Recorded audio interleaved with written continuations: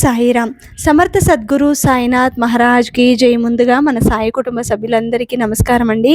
అందరూ కూడా సుఖంగా, సంతోషంగా, ఆరోగ్యంగా బాగుండాలని మనస్ఫూర్తిగా కోరుకుంటూ ఈరోజు వీడియో మొదలు పెడుతున్నాను. ఇక ఈరోజు వీడియోలో బాబాగారు ఏం చెప్పబోతున్నారు అంటే, తల్లి ఈ పౌర్ణమి నాడు ఇక్కడున్న మహాలక్ష్మి పాదం పట్టుకోమ్మా, శుక్రవారం సంపదతో నీ ఇంట్లో అడుగు పెడుతుంది అని చెప్పి బాబాగారు ఈరోజు ఒక మంచి సందేశాన్ని తీసుకొచ్చారండి. ఈరోజు మహాలక్ష్మి యొక్క జయంతి కాబట్టి ఈరోజు ఈ పౌర్ణమి నాడు ఏది కోరినా సరే, ముఖ్యంగా ఆర్థిక ఇబ్బందులు ఉన్నవారు తప్పకుండా ఈరోజు ఆ తల్లిని వేడుకుంటే ఆర్థిక ఇబ్బందులు ఉంటే వెంటనే తీరుస్తుంది. కాబట్టి ప్రతి ఒక్కరూ కూడా మన సమస్యలు ఎన్ని ఉన్నా సాయి మీద నమ్మకంతో ఆ తల్లి పాదం పట్టుకోండి. జీవితంలో ఎనలేని సంపదలను ఆ తల్లి కురిపిస్తుంది. ఈ శుక్రవారం నాడు సమస్యలు తొలగిపోయి శాశ్వతంగా మీ జీవితంలో అడుగు పెడుతుంది. కాబట్టి ప్రతి ఒక్కరూ కూడా ఈరోజు బాబాగారు ఏం చెప్పాలనుకుంటున్నారో ఒక చిన్న కథ రూపంలో అది విని తెలుసుకుందాం. ఒక ఊరిలో శ్రీ గురుదత్త అనే ఒక వ్యక్తి ఉండేవాడు. ఇతను తన వృత్తిని తాను చేసుకుంటూ చాలని డబ్బుతో బ్రతుకుతూ ఉండేవాడు. అంతేకాదు, ఊర్లో ఉన్న వారిని చూసి వీరు నాకంటే బాగా డబ్బులో ఉన్నారు అంటూ ఈర్ష్యపడేవారు. వీళ్ళంతా కూడా మంచి రాజభోగాలతో వారి జీవితాన్ని గడుపుతున్నారు. నా బ్రతుకేంటి ఇంత దారుణంగా ఉంది, ఎందుకు ఈ బ్రతుకు అంటూ తిట్టుకునేవాడు. ఒకరోజు హిమాలయాల నుండి ఒక సాధువు వచ్చారు. ఆయన దర్శనం కోసం ఊరంతా వెళుతున్నారు. ఆ విషయం తెలుసుకున్న శ్రీ గురుదత్త కూడా అక్కడికి వెళ్లి దూరంగా నిలబడ్డాడు. అక్కడ ఉన్నవారంతా దర్శనం చేసుకుని వెళ్లిపోయిన తర్వాత సాయంత్రం దాకా ఆగి చూసి శ్రీ గురుడు మెల్లగా ఆ సాధువు దగ్గరకు వెళ్లి బోరున ఏడవడం మొదలు పెట్టాడు. ఎందుకు నాయన ఏడుస్తున్నావు అని ఆ సాధువు అడిగితే, స్వామి, నా జీవితంలో సంతోషం అన్నదే కరువైపోయింది. ఇక్కడ జీవిస్తున్న వారంతా కూడా ఎంతో సంతోషంగా ఉన్నారు. నా జీవితమే ఇలా ఏడ్చింది. ఎంతో దుఃఖంతో ఉన్నాను. ఈ బ్రతుకు నాకు నచ్చడం లేదు. మీరే ఏదైనా వరం ఇచ్చి నా జీవితాన్ని మార్చండి గురువుగారు అని అడుగుతాడు. ఆ సాధువుకి విషయం అంతా అర్థమైంది.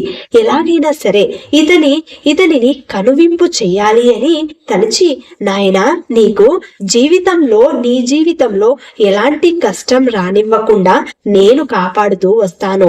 నేను హిమాలయాలలో తపస్సు చేసి సంపాదించిన శక్తిని నీకు వరంగా ఇస్తాను. నువ్వు నీ ఇంటికి వెళ్ళి ప్రశాంతంగా పడుకో. మరుసటి ఉదయాన్నే ఆ శక్తి ప్రభావంతో ఎవరి జీవితం గొప్పది అని నీ మనసులో నువ్వు అనుకుంటావో వెంటనే వారి శరీరంలోకి వెళ్ళి వారి జీవితంలోకి వెళ్ళి నువ్వు జీవిస్తావు. అలా సుఖంగా నీకు నచ్చిన జీవితాన్ని గడుపు అని వరమిచ్చాడు. అది విన్న శ్రీగురుడు సంతోషం పట్టలేక వెంటనే పరుగున తన ఇంటికి చేరుకుని, అమ్మయ్య, ఈ రోజుతో ఈ సుఖం లేని జీవితం ముగిసిపోయింది. రేపటి నుండి నాకు నచ్చినట్టుగా హాయిగా జీవించవచ్చు అంటూ మెల్లగా నిద్రలోకి జారుకున్నాడు.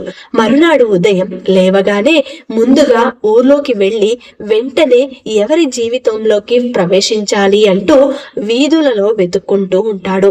అలా ఒక వస్తువులు అమ్మే వ్యాపారి కనబడతాడు.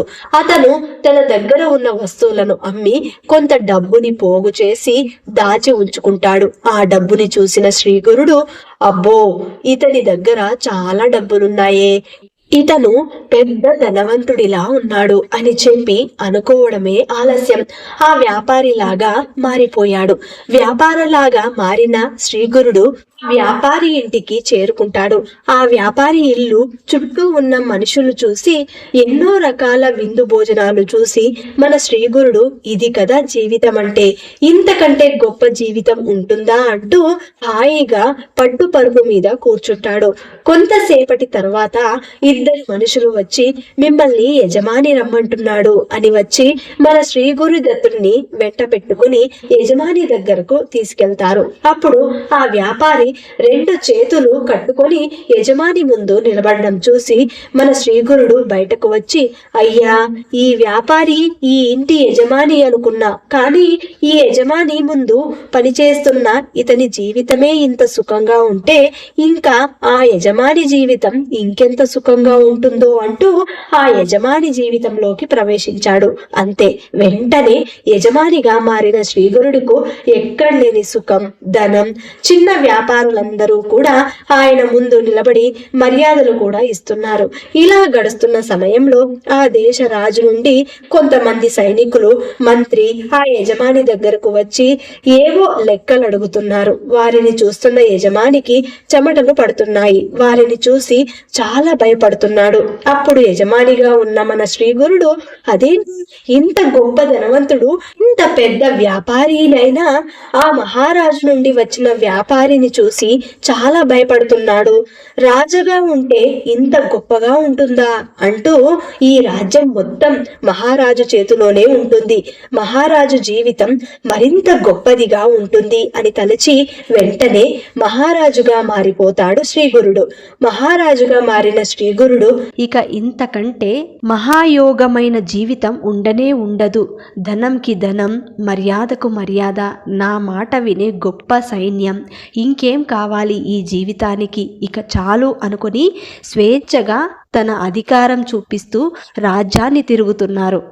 ఆ సమయంలో అది మండు వేసవి కాలం. అలా మహారాజు తన రాజ్యంలో తిరుగుతూ ఆ ఎండ తీవ్రతకు బాగా అలసిపోతారు. తన శక్తి అంతా క్షీణిస్తుంది. అప్పుడు మహారాజుగా ఉన్న మన శ్రీగురుడు సూర్యుడి వైపు అలాగే చూస్తూ, ఏమి సూర్యుడు ఎంత తేజస్సు గలవాడు, ఇప్పుడు నేనొక మహారాజుని, అయినా సరే నా శక్తిని పూర్తిగా క్షీణించింది ఈ సూర్యుడు, కాబట్టి నేను సూర్యుడిగా ఉంటే నాకింకెన్ని శక్తులు వస్తాయో అని చెప్పి వెంటనే సూర్యుడిలా మారిపోతాడు.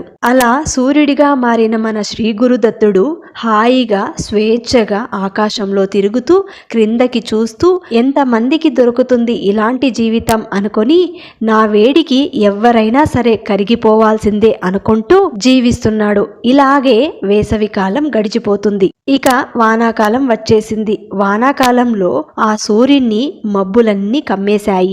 ఆ సూర్యుడి కిరణాలు భూమిపై పడటం లేదు. సూర్యుడిగా ఉండి భూమి మీద తిరుగుతున్న ఏ ప్రాణిని చూడలేకపోతున్నాడు మన శ్రీగురుడు.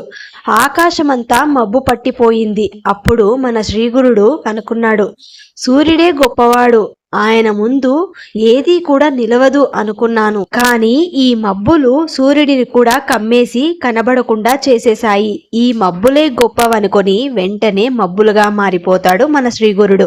అలా మబ్బులుగా మారిన మన శ్రీగురుడు హాయిగా చల్లగా విహరిస్తూ సూర్యుడుగా ఉన్నప్పుడు సమయానికి రావడం, సమయానికి పోవడం లాంటివి ఉండేవి. ఇప్పుడు అలాంటివి ఏమీ లేవు, నాకు ఇష్టం వచ్చినట్లుగా జీవించవచ్చు అని అనుకున్నాడు. ఇలా అనుకున్నాడు లేదో ఆకాశంలో పెద్ద గాలి వచ్చి ఆ మబ్బులను అతలాకుతలం చేస్తుంది. మన శ్రీగురుడికి ఏమీ అర్థం కాదు. ఆ మబ్బుల క్రింద ఉన్న చెట్లను కూడా విరిచివేస్తూ అల్లకల్లోలం సృష్టిస్తుంది. అప్పుడు మన శ్రీగురుడు అనుకున్నాడు, అమ్మో, ఈ గాలికి ఎంత బలం ఉంది, అంతటినీ ఊపేస్తుంది అనుకొని చాలా గొప్పది అనుకున్నాడు. వెంటనే గాలిగా మారి చెట్లను మబ్బులను భయపెడుతూ భూమిపై చాలా వేగంగా తిరుగుతూ ఉంటాడు. అలా తిరుగుతున్న శ్రీగురుడికి ఒక పెద్ద బండరాయి కనబడుతుంది. ఆ బండరాయిని చూడగానే తనకున్న శక్తితో ఆ గాలితో ఆ బండరాయిని కదిలించాలని చూశాడు.